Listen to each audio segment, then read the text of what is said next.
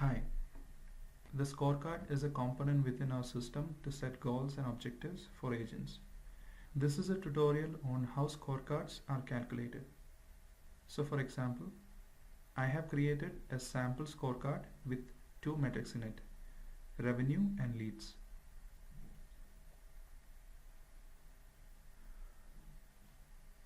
For revenue, I set a daily benchmark of 10,000 and for leads 50.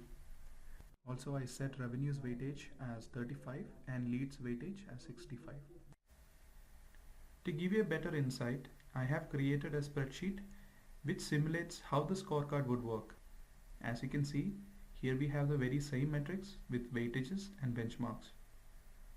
Points per unit is 1 unit of the metric, and if you divide weightage by benchmark, you get points per unit. So let's see how the points are calculated for each day. For instance, on the day 1, Robert makes 10,000 revenue.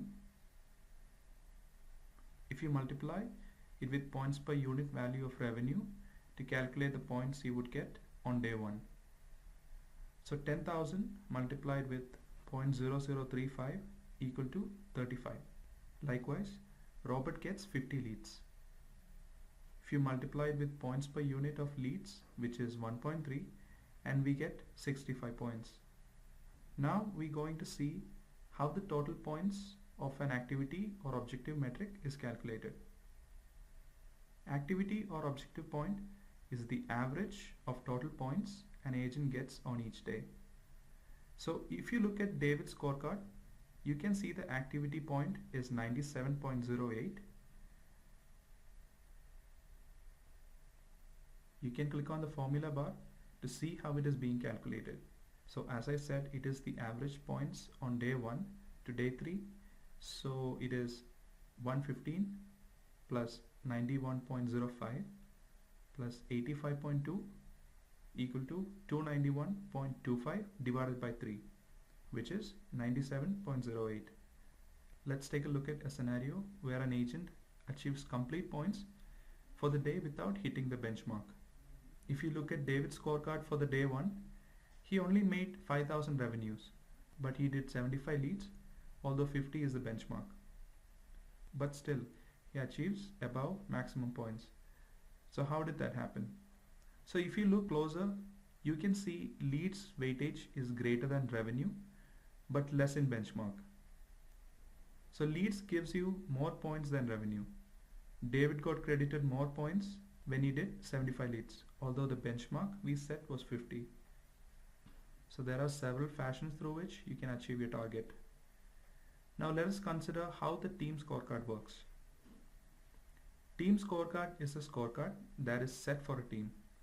It will take into account of each agent's performance with the team to calculate the score. So if you look at how the points are calculated for day 1, you can see that the value of a metric is the average of total values for each agents within the team, and then it gets multiplied with points per unit to calculate the final point.